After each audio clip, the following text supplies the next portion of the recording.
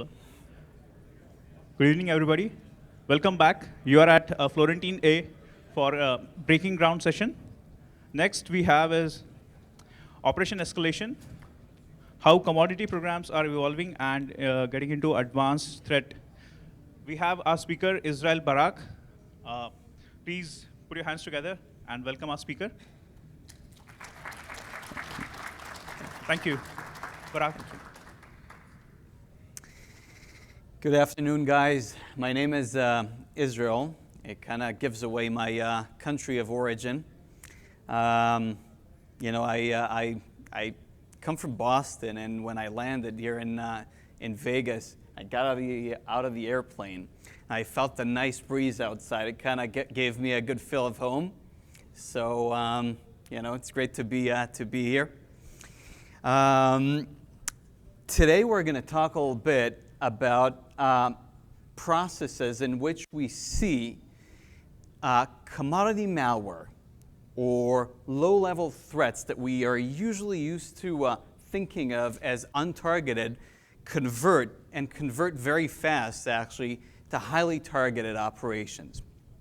And we're going to discuss a little bit the question of whether or not we should classify incidents or threats that we see into targeted versus untargeted as part of our incident response methodology. Specifically, we're going to talk about how black market trafficking of compromised enterprise computing resources actually affects our incident detection and response procedures, right? This phenomenon is actually what supports this rapid conversion of many so-called untargeted threats into targeted ones. And we'll drill down into that aspect of the industry as much as our time permits.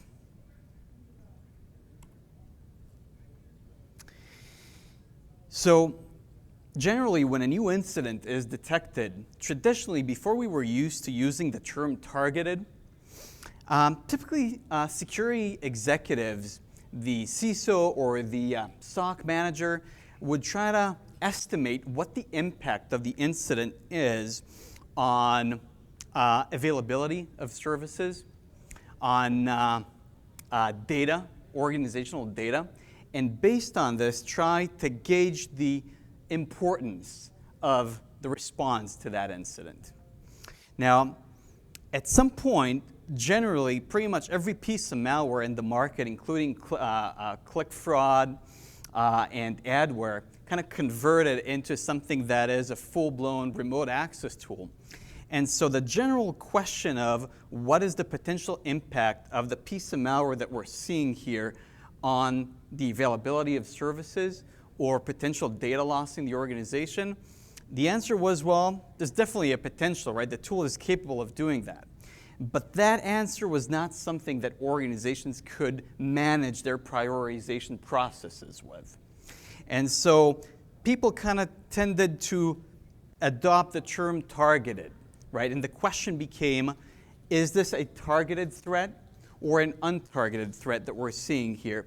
i.e. trying to gauge the level of probability that the attacker actually intends, right, to steal data off of the organization, cripple organizational capabilities, as opposed to something that a user kind of quote-unquote randomly caught as they were browsing the web or reading their email. But what we're going to see and we're going to talk about is how commodity malware, right, can quickly transform into a very targeted operation, which can happen, well, based on some processes that we'll see here, between hours and days from the moment of infection.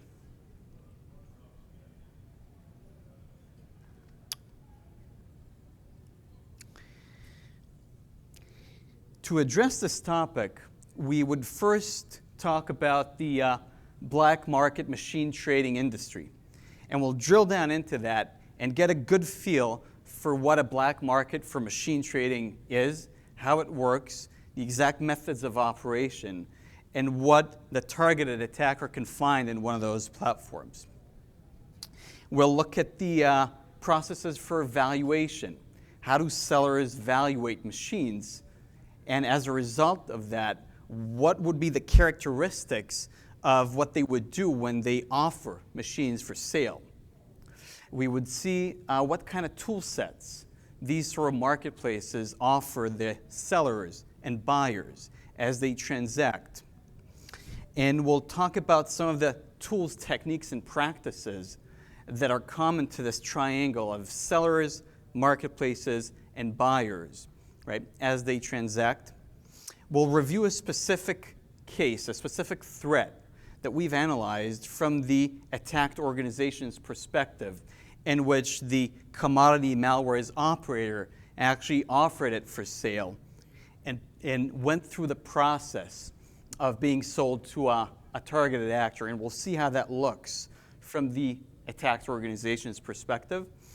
And we'll kind of summarize all that information, all the data, in a few maybe conclusions on how security operations centers can actually detect that these processes are taking place within their networks.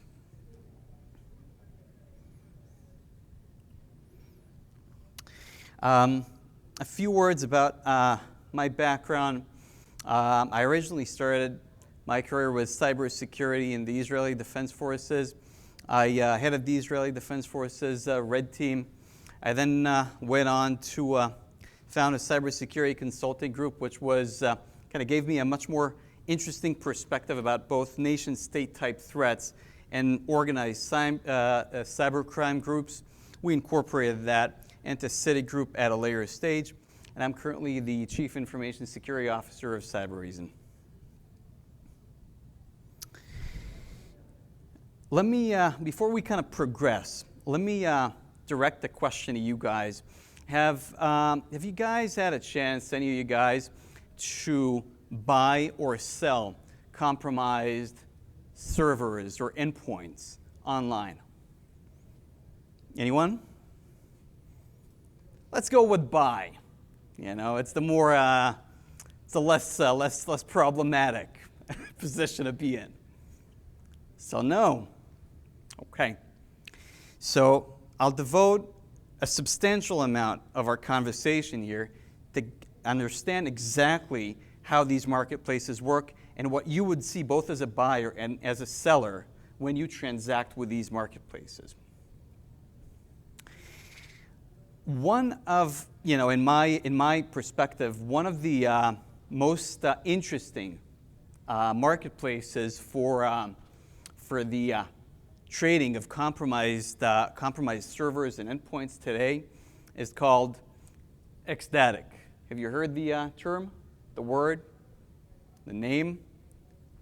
So one thing I would suggest before we drill down deeper into this, I would advise every security professional to get very acquainted with these platforms. Just like we're getting very acquainted with attack tools and pen testing platforms, going into these platforms and understanding how people put servers and endpoints for sale, and how does the tool set work, how does the process of transacting between buyer and a seller works. I think it's fundamental to the understanding of how attackers can get a direct line into the organization without going through phishing attacks, right, or watering hole, or malicious attachments. They can just get a server in the data center with 5 minutes of work. We'll see exactly how that works, but I would advise every one of you to, that takes interest in this, to try the platform. You can also see the URL there, ecstatic.biz. It's not even a Tor domain. It's right out there. Right? So the business has commoditized. People like Ecstatic have really commoditized the business of transacting on compromised enterprise resources.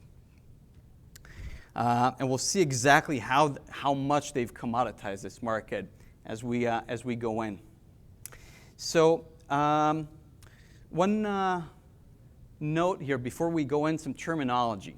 compromised machines on these platforms are typically not referred to as machines. They're typically referred to as RDPs or SSHs. I'm selling and buying RDPs. Right? Typically, it's because these are the most common communication protocols that you would find with these machines, and we'll talk about the reasons for that. Okay, so let's look at what we have here at Exdetic.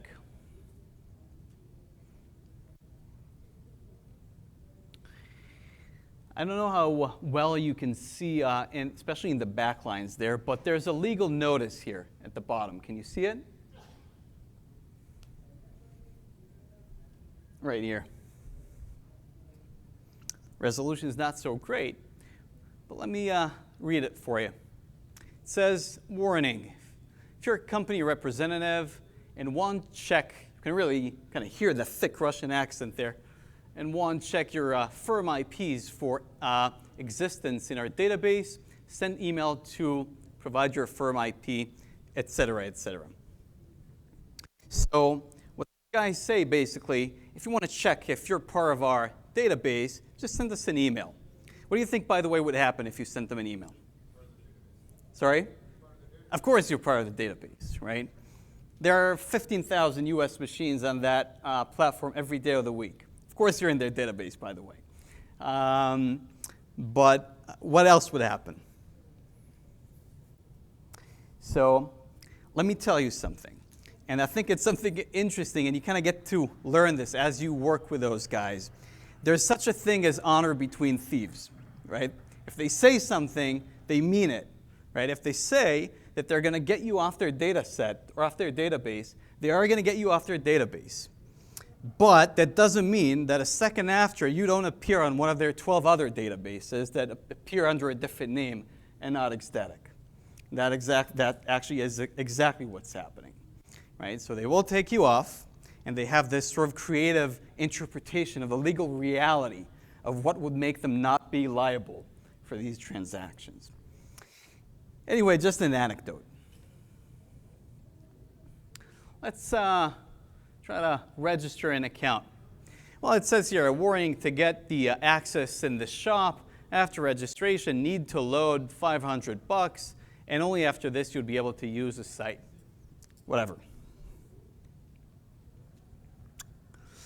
So, one of the things that you see here is they like to use tools like Jabber for communication. Typically, it's perceived as a relatively private or a relatively privacy-oriented tool.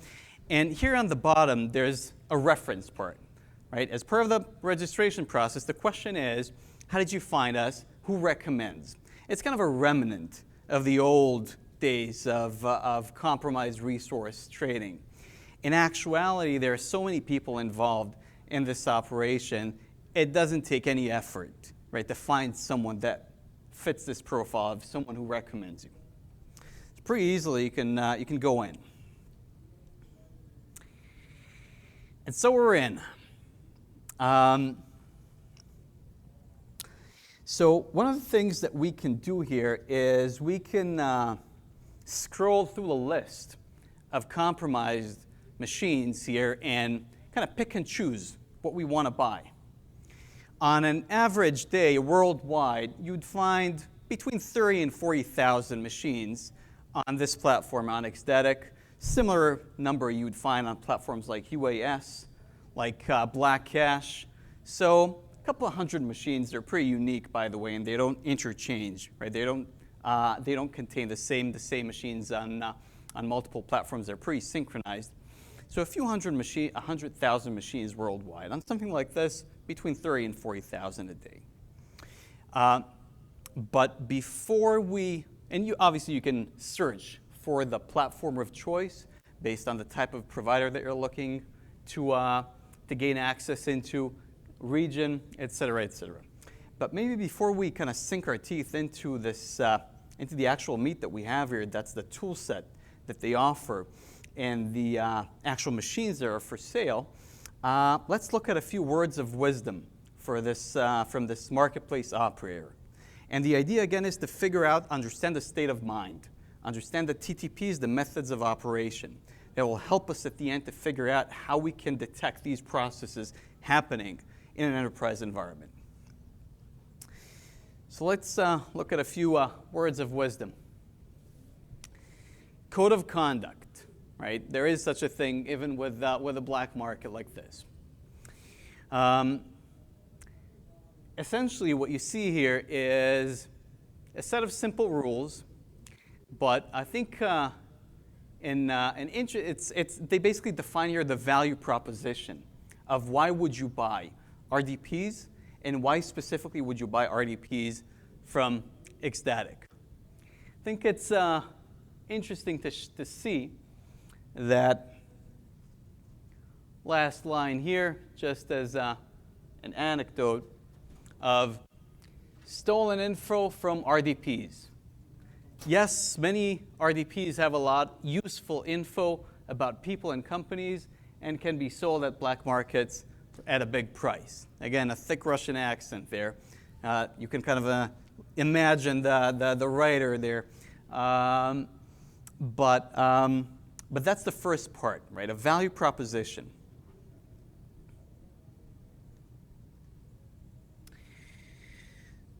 So next thing, when people get RDPs, is using RDPs legal? All RDPs, what can be found in internet forums, is not legal, right? But what they're saying is,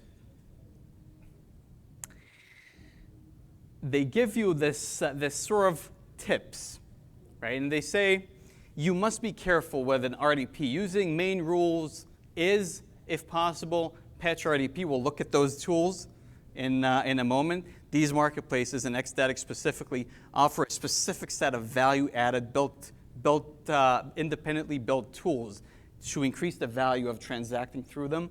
We'll look at these tools. To patch RDP and create your own account at it, and et cetera, not really using your real IP when you connect to your bought RDPs.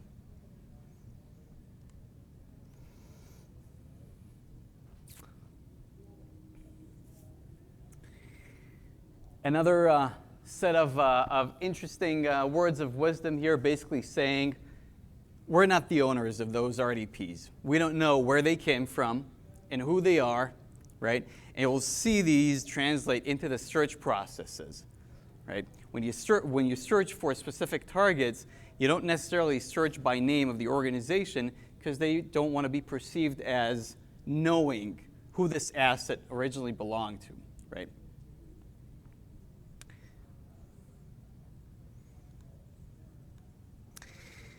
Fair price trading, of course, you buy and sell at a fair price based on their understanding of what a fair price is. Interesting concept, they've actually introduced this concept into the market. You can become a reseller, right? So if you buy a set of RDPs and you don't need them anymore, you can go back to the platform and sell them. But, obviously you can see here, but don't be so happy yet. Right? There are a bunch of caveats here. Caveat number 1, 80% commission. And there are a bunch of other ones, right? But it's actually a growing market. Reselling of purchase IDPs is a growing market, and Ecstatic is really pioneering that market. Okay. Next piece of code of conduct, and that's what I love about this, is really they've taken read the fucking manual procedure into really where it should be. Right, and you can see it in the middle. We checked your request. Typically, my credentials don't work or my IP doesn't work. I can't connect to the RDP that I bought. So, if we checked it and it turned out to be false, and user is stupid or too lazy to read this, right? By this, the FAQ, right? First strike. Warning. Second strike, we deduct money off of your account. Third strike, we take all the remaining balance in your account and you're out of here. So they've really taken the read the fucking manual into the appropriate level, right? Think what would happen if you try to implement this method in your organizations.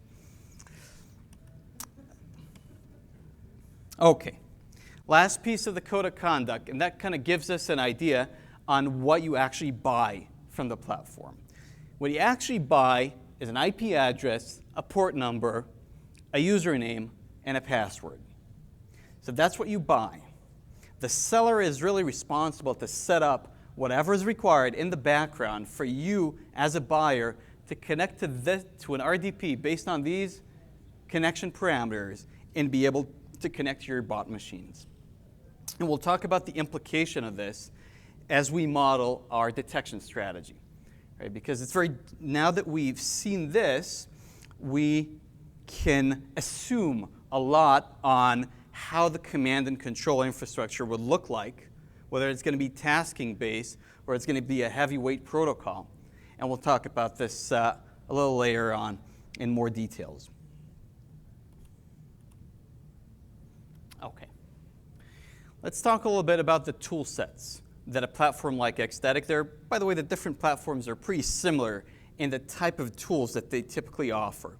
So a platform like Ecstatic offers tools that would ease the transaction of buying an RDP and increase the value that the buyer can get out of a bought asset. So this tool specifically is a tool to convert a bought RDP into an anonymous proxy. A SOX service, basically wrapped up into a fairly straightforward UI. Next one is RDP log cleaner.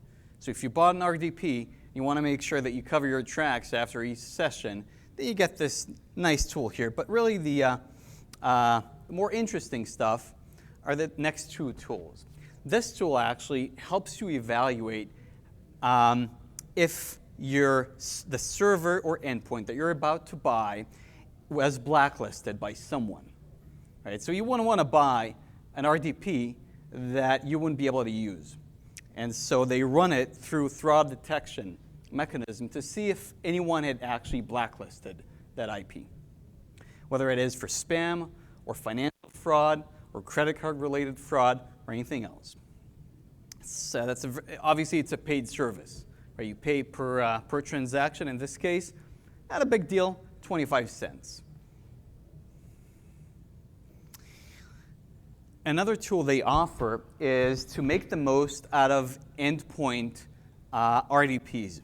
The thing about RDP, obviously, with a Windows endpoint machine, is that you can't have concurrent connections of the same user.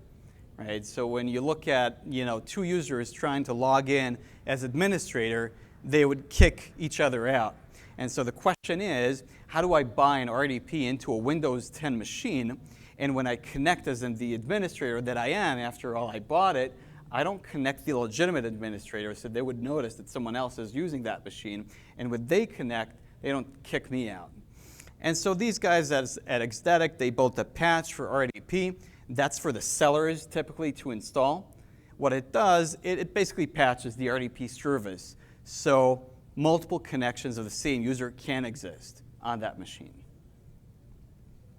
And these are the type of tools that you would find in a large marketplace like Ecstatic. Any questions? Cool. Okay. So let's look at the actual server list, right, and see how that works. The first thing you do, the typical targeted attacker is kind of like a kid in a candy store here, right? A lot of targeted attackers don't necessarily come into that store looking for a specific organization, Organization X. Many of them come into that store because they look for intellectual property, or they look for credit card information, or they look for social security numbers, or they look for healthcare related information, or medical insurance information. And a variety of targets would fit their profile. They just need to see what opportunities exist here. And so they go into this platform and they start looking around. So if you start looking at, I want machines in specific organizations, I just put in US here, but you can find guys like T-Mobile US. You want a machine with T-Mobile? It's not a problem. That's on their list. Let's keep going. If you're interested in Verizon, it's also not a problem. If you're interested in a variety of banks, there's a long list here. When you look at, kind of filter all the machines that they have worldwide into US machines only. Well, about a week ago, this filtered to about 15,000 machines in the US. And it's a combination of servers and endpoints. Endpoints are about 15 to 20% of that. The rest are servers. A big mass of that would be on cloud providers, AWS, Azure, IBM, Rackspace. Other would be physical servers distributed all around the country. And again, you can check it out. I invite you to take a look at the list and see if you want to buy something. But let's look at specific examples and see how simple that is. We have here a machine actually being resold by someone for $30 in Washington, Seattle. University of Washington. If anyone's interested, it has an added value feature here, right? And you can see how they build the value, right? In this case, they tell you, listen, it's not only in the University of Washington, so if you're looking at stealing intellectual property, that's probably a good base for you to start in. We also tell you which software tools are deployed on this machine, which websites they visited, and you can probably find credentials cached on this machines for these websites. In this case, they tell you it's a point-of-sale machine in the University of Washington, maybe in the student registration office. So you can kind of enjoy all worlds, right? You can try to take this machine for intellectual property, right, and for data breach, or you can try to just steal credit cards off of that machine. And let's take a look at another example. In this case, a server from Phoenix sold for $14. EC Suite. Anyone know who these guys are? Credit card processing services. If you want to buy a server in their processing service, it's sold for $14 right now. So here's another one. Bristol, Virginia. Have you heard about this company? It's a server in their server farm, Microsoft Informatica. So if you're interested in intellectual property from those guys, if you're interested to potentially change their product and propagate malware into their customer base, it's right there for sale. How much was it? $14. That's not a big deal. It's not a big deal. For the targeted attacker, a platform like this is they just go in and they click buy. An attractive machine would disappear from this platform within 2 to 3 hours. And when we go back to the Security Operations Center organization that detected an incident of an adware running on one of their machines and deprioritized that incident to the bottom of the list to be taken care of maybe next week, and you consider the fact that if that machine exists in an interesting platform and the organization that operates this adware is sophisticated enough to have a server or machine reselling operation, and most of them do, especially the sophisticated ones, it's going to be sold for a much more targeted actor than that adware operator in less than 3 hours. And what that buyer is going to do is, it's a different question, and when they're going to decide to operate.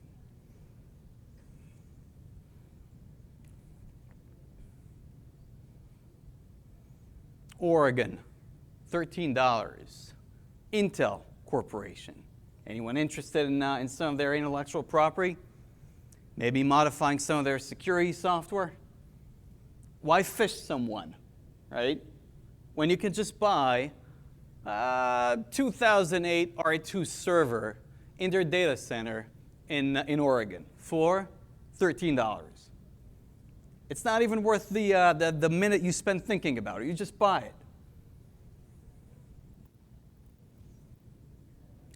And the list goes on and on. It's an endless list, right? In this case, University of South Florida, Pennsylvania, if you're not interested in South Florida. What's that here? Washington, D.C., a Windows 10 machine sold by our dear seller, Mr. Obama here, for $850. That's a big number.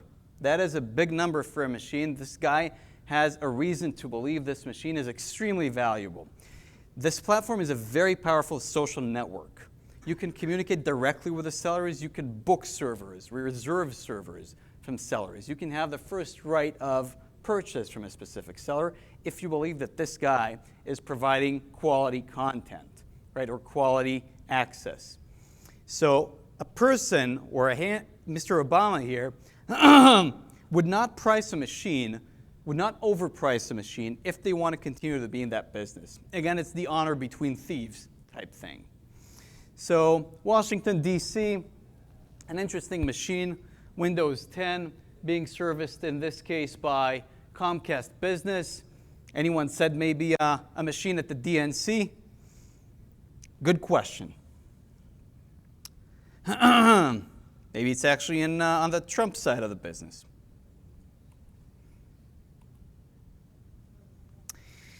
Any questions on what we've seen here before we move on? Yep. Sorry? You can pay in different currencies. You can pay in Bitcoins if you want.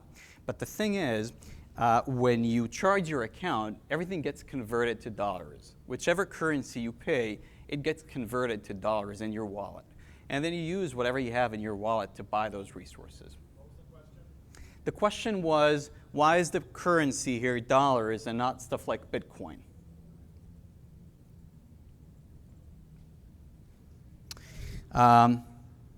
Interestingly enough, these platforms adopt a lot of the e-commerce practices as it relates to identifying fraud. So if you'd want to use anonymous proxies to pay those guys, you would see that in most cases they would block you because they're concerned as anyone else that the money that they've given you or the credit that they've given you is going to be rejected by the credit company. So they actually take you through a lot of the traditional e-commerce payment method verification processes and the fraud analysis. Any other questions on what we see here? Okay.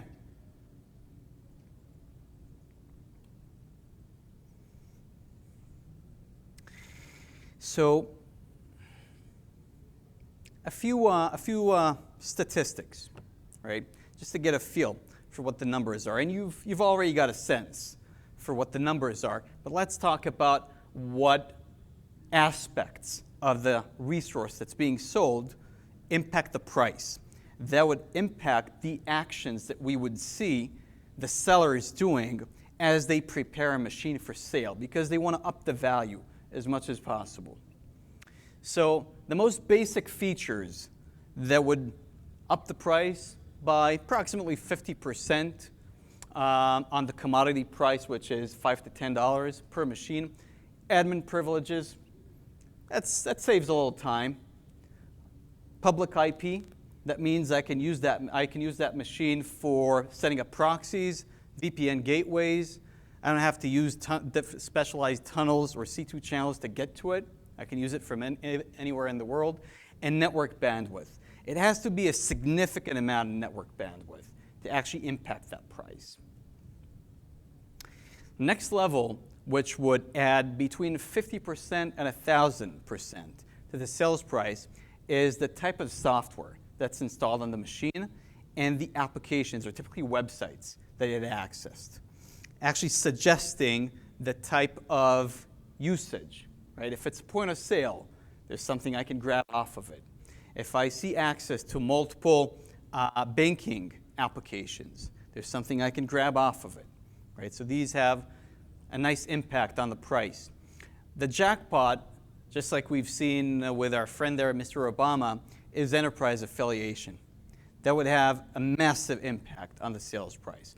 And that is why you would see crime organizations like the one that operate adware or click fraud tools devote a specific part of their operation just to go over the machines that they have under their control, figure out what is worth, what every one of them is worth, especially the enterprise-associated ones, and putting them out for a sale. Because in a typical click fraud, from a typical click fraud machine across its lifetime, you would make somewhere between $5 and $20 per machine. But if you can sell it here for $1,000 or $1,500, some machines are sold for $3, $5, $7, then it's a major difference in your revenue stream.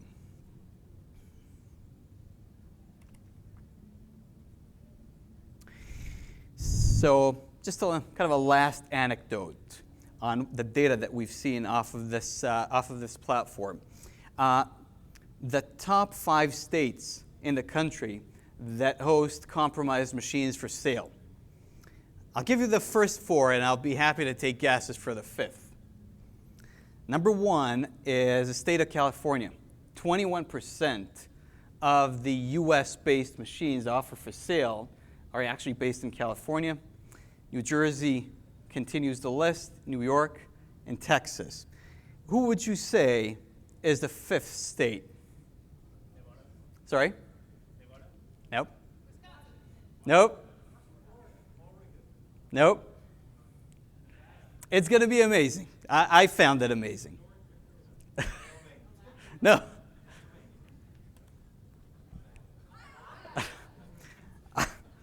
Go figure. Go figure. But it is what it is. They have the exact same percentage as Texas and New York. So I don't know why that is. Yeah. I actually live in Des Moines, Iowa, and Facebook and Microsoft both know huge data sets. That's where it's coming from. Well, there you go. I just thought it was kind of the stubborn approach to cybersecurity.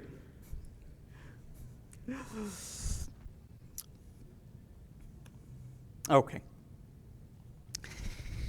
How does that look like when this process is actually happening in an enterprise network from the attacked organization point of view? So we're going to talk a little bit about a set of incidents that we've seen that happened with a specific type of click fraud organization. So typically in an incident like this, and we've seen multiple cases of the same process driven by the same actor, we typically start with an untargeted, in this case it was an unknown fileless click fraud tool that affects several machines in the enterprise network. Typically the detection here was based on malicious use of PowerShell and malware communicating with known malicious C2 domains or IPs. Almost instantly, right, when you see this sort of characteristic, it gets deprioritized by a typical SOC, right? There are worse types of malware. There are more targeted operations. This is just a click fraud tool. You can see the communication pattern there. It communicates with a variety of ad platforms. It really goes to the bottom of the list. But then in the organizations that we've worked with on these cases, the SOC typically continued to monitor the compromised machines automatically, and they also in parallel blocked access to that known C2 address that they found the click fraud tool communicating with. But on average, about 5 days after that first infection, one of those machines, right? Typically the operational profile was take one and start with one of the sets, right? One of those machines stopped attempting to communicate with the known C2 and was detected performing domain generation to establish its next version of command and control, and after that, it communicated with an unknown C2 infrastructure. Now, the second upgrade that we saw here as the organization here, the operator here of the click fraud tool converted that machine and prepared it for a sale process, the second process was to change the profile of the C2 communication so it only occurred when the machine was apparently outside the corporate network. So if before that, the C2 communication would happen all the time, obviously get blocked by the organizational setting of blocking the C2 IP address. Now, communication only happened when the local IP address started with 192.168 or 10.0. Right? Typically, that happened when that mobile machine was out of the corporate network. And so the C2 communication went uninterrupted. And that is typically not something that you see from a broad, completely automated operation. That's typically something that you see as a result of a certain analysis that's done on the attacker's side on the machine that they're working on.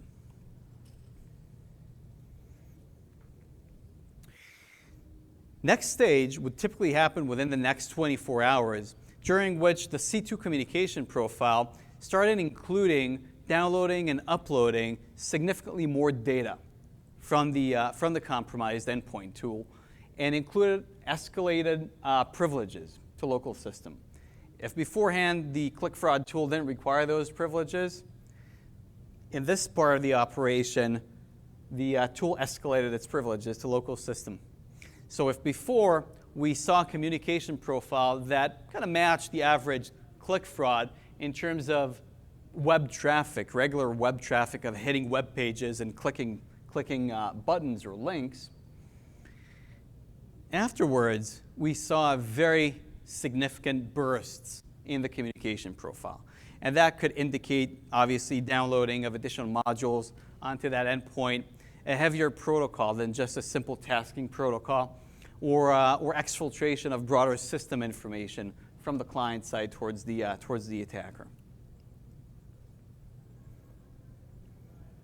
Next step that we've identified on these machines is that the attack tool injected code and migrated itself into a specific process, in this case, MSDTC.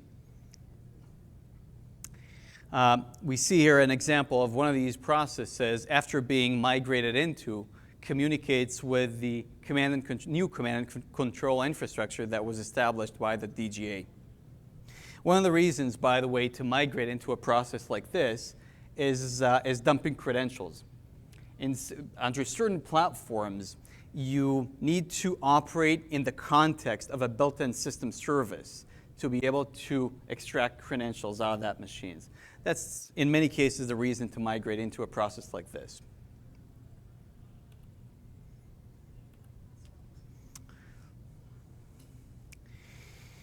So let's try to summarize what we've seen into a set of let's call them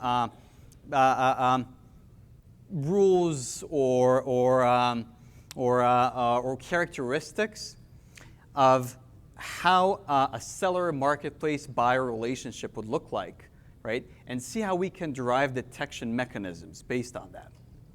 So in terms of the command and control, most of these marketplaces would actually work with protocols like RDP and SSH for the command and control, or for the transactions that take place, the transfer control from the seller to the buyer.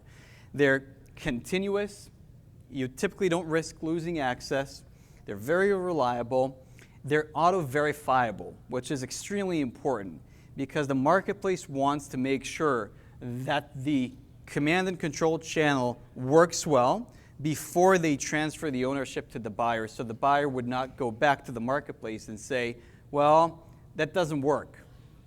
I've tried it, it's not working. That way the marketplace can always say, I've tried that right before you, and it worked great. So a tasking-based C2 command and control, especially proprietary ones that are built by the attackers, are not necessarily a great fit for this type of offering, right? Even the attack threat actors that have custom tasking C2 packages typically add RDP-based or SSH-based functionality prior to transacting on these machines to make the transaction a lot more smooth.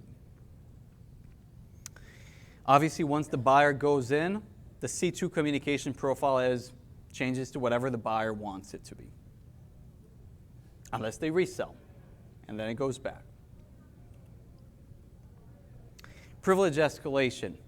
It's important to get to that first level of value. An admin access is worth more than an unprivileged account. So even if you don't require access for your adware, if you don't require admin access for your adware, if you want to put it up for sale, you want to maximize the value on it, you should probably escalate your privileges to local system. Enumeration of installed pieces of software and browsing history, so you can populate your value proposition on these marketplaces, saying how valuable this machine is something that you want to go through as a seller. So given these characteristics, we can put in place a few detection mechanisms that can help us surface, right, that these processes are taking place. Right? Obviously, as security operations can't prioritize everything, especially not threats that are perceived to be very low risk to start with, we want to have a mechanism in place that allows us to revisit a deprioritized incident and understand that what we've deprioritized a week ago is now something very different, or is going through a very different process, and we should probably reconsider its prioritization for remediation. So, obviously, changes in the command and control. Right? Any changes from a known infrastructure to an unknown infrastructure is definitely an indicator. Right? It means that it's worth more to the seller. Converting from straight IP to domain generation. Any connections that are to RDP service, especially on already compromised machines, right? And connections to RDP processes are not necessarily on port 3389, right? Connections to RDP processes are connections into the RDP process, regardless of the port on which they work, and regardless if they're coming in or if they're communicating with something that sent out that request. Changes in the RDP configuration, the modules that are loaded by RDP services.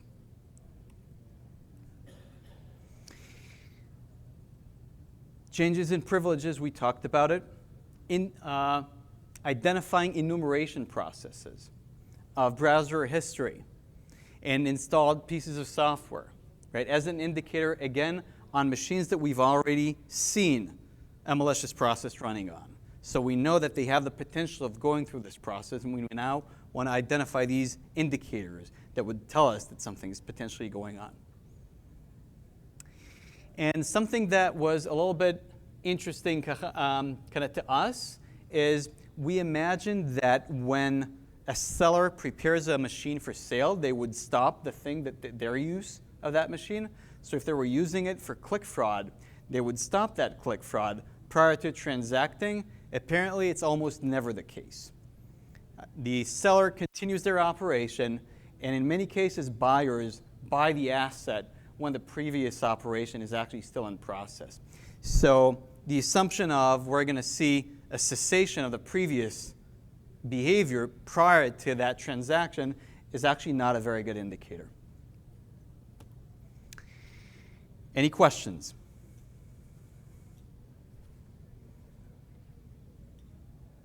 Okay. So either it was very good or very bad. Either I was very clear or very unclear. What do you think? Yeah.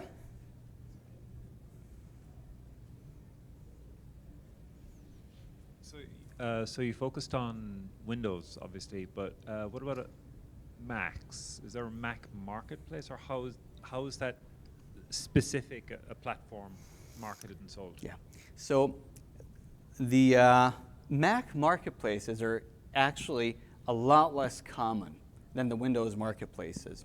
The marketplaces like Ecstatic that have commoditized this market are almost solely based on Windows machines. There are smaller niche marketplaces for Linux machines, and sometimes you would find Macs, but they're pretty rare. I would imagine it's potentially a demand, perhaps, an issue of demand, but it's just what you see in the marketplace. Yeah.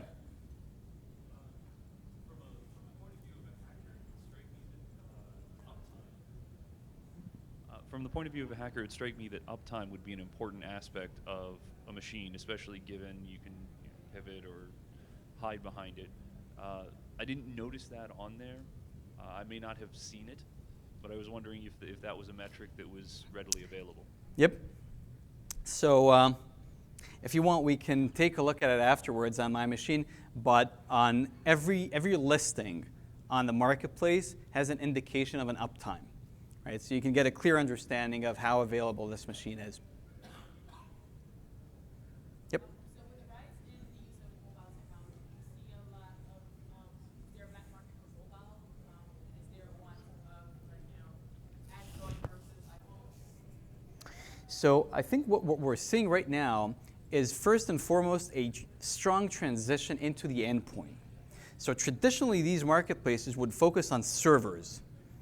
And in the past couple of years, you see an ever-growing percentage of endpoints. These would typically be Windows machines, but I think the reason, by the way, was that the traditional actors in these marketplaces were people that would do server scanning, IP scanning, right? They would find a server, right, and they would try to, brute force it and then list it for sale.